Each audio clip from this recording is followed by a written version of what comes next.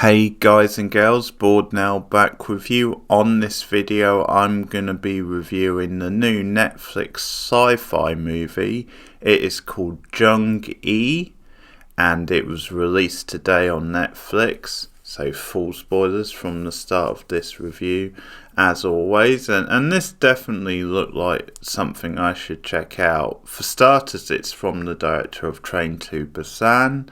He also did the series Hellbound, which I've not got round to yet, but that was also on Netflix. For this is then it's set in the future of 2194, and it's on a desolate Earth where global warming has struck big time, and there's barely nothing left to live on. And there's a war that's going on. Way to survive the war and to keep life going on Earth. In of the title, that warrior of the Alliance.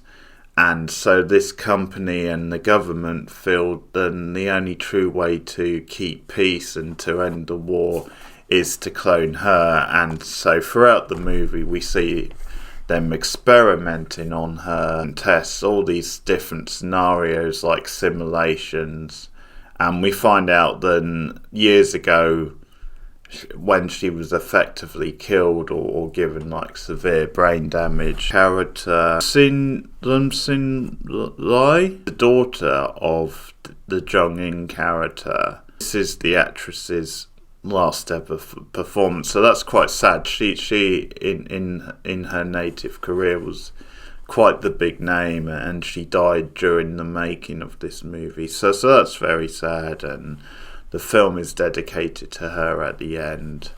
But yeah, she plays the daughter, the research group, but we see in flashbacks the past and what exactly went down and how she saw very little of her mother after a certain point, because this happened at a very young age, and like the grandmother signed over the rights because they said they could take care of the medical bills.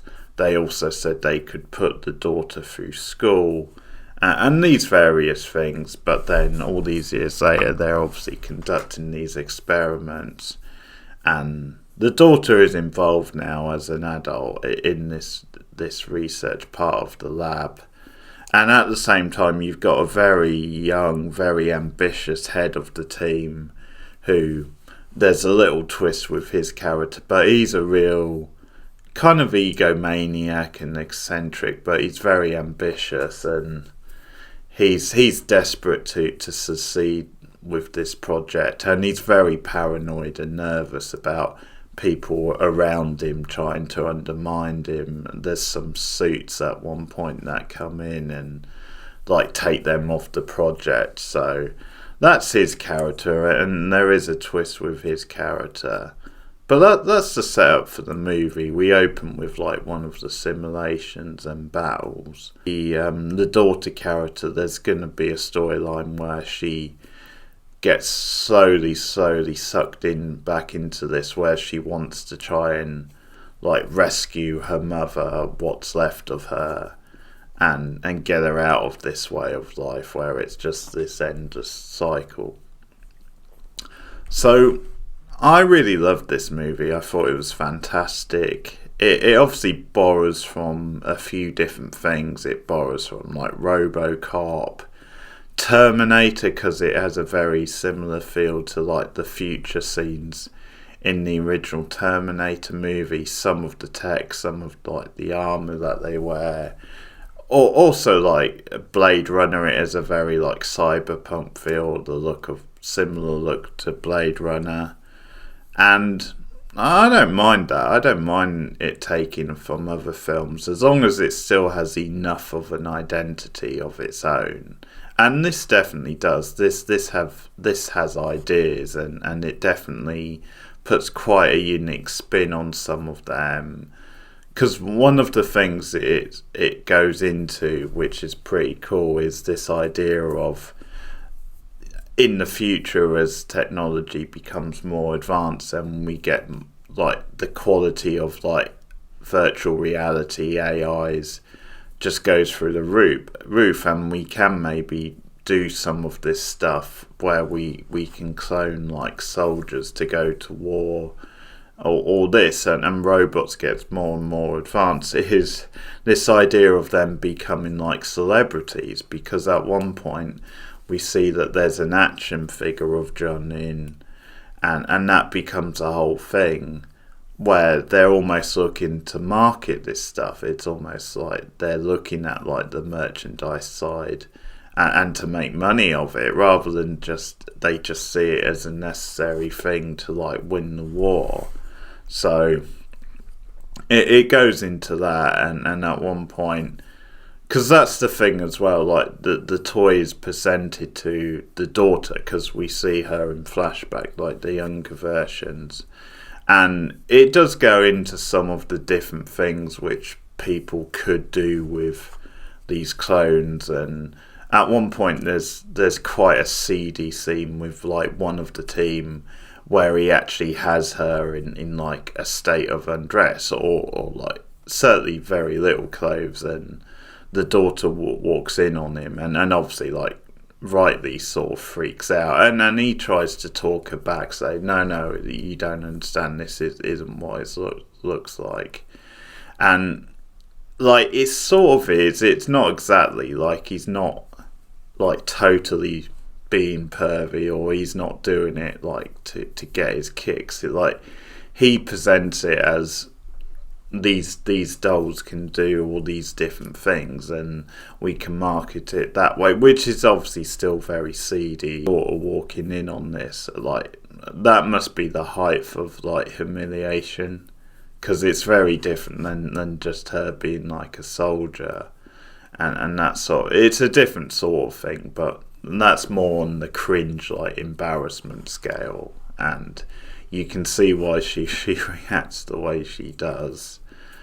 But yeah, it gets into those sorts of ideas, and what I really like about the film is how it delivers on both ends, where it's like this fantastical sci-fi type premise, and it certainly looks like it has a decent budget, and it looks impressive, and you get some good action, because like one of the write-ups I read is that it takes a while to get to the robot action, but it's really worth it once you do.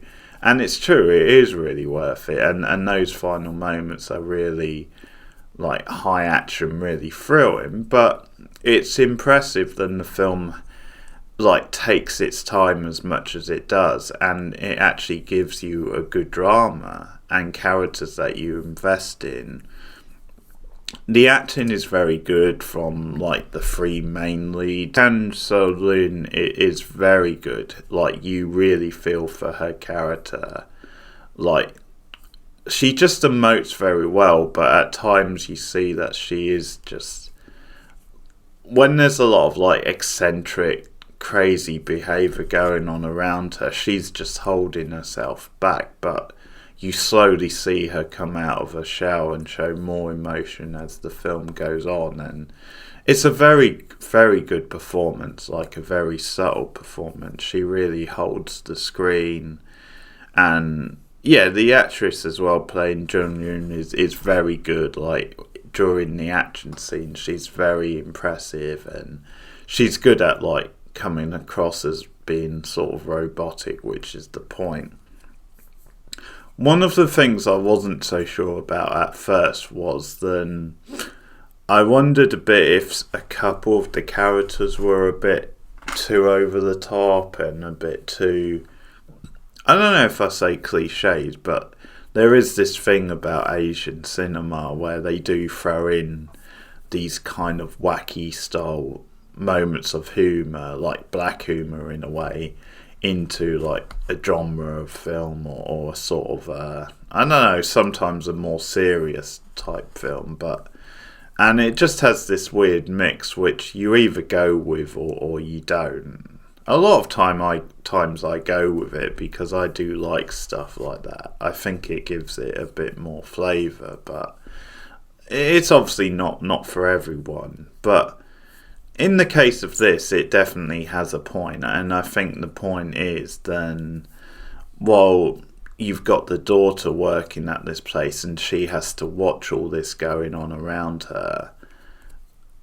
Like she's doing her job, and to a certain extent she has no other option because she's not in control. And the team where he's this very sort of nervous but also over the top sort of guy for a lot of the film. Madness is going on around her, and to her it is just like absurd. You're supposed to see the contrast with her, but the other reason why it works really well is with the twist with the team leader, because it's revealed later on that he himself is an android. The head of this company, who is like much older, he has uploaded himself into him. The version we see of him, like how he looks as an android, is like the younger version of this, the head of the company. So once again, it's this idea of living on like forever through these like robots.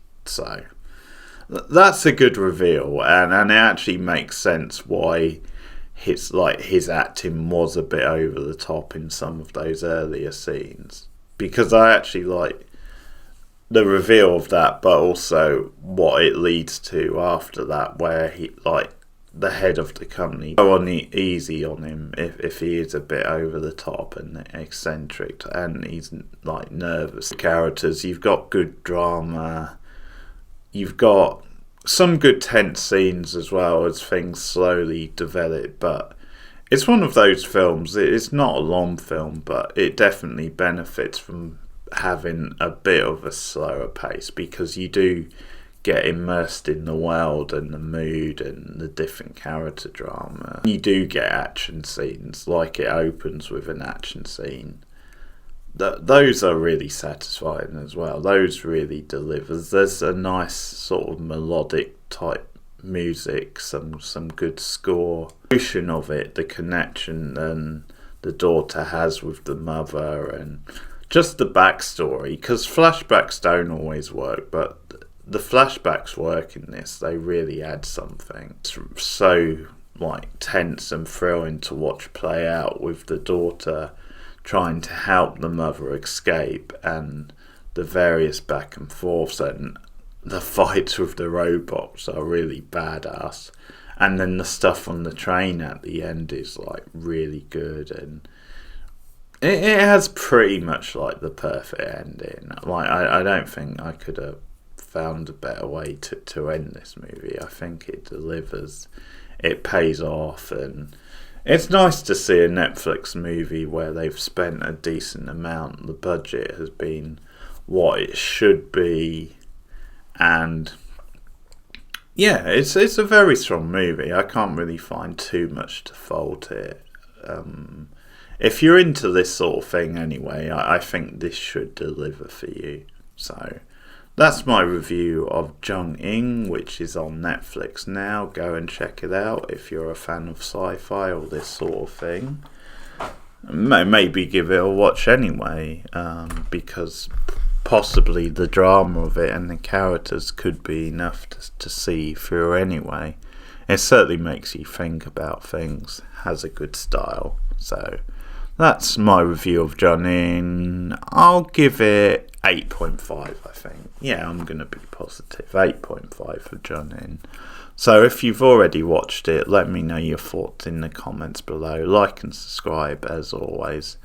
Share me out on social media, and look out for more reviews coming soon, more film reviews. I also do horror movie reviews. I've reviewed a couple of recent horror movies. I did Sick, the new Peacock movie, and I also did one of the big recent releases, which is Megan, of course, from Blumhouse. And let me know your thoughts on this movie in the comments, and I'll see you guys again soon. Goodbye.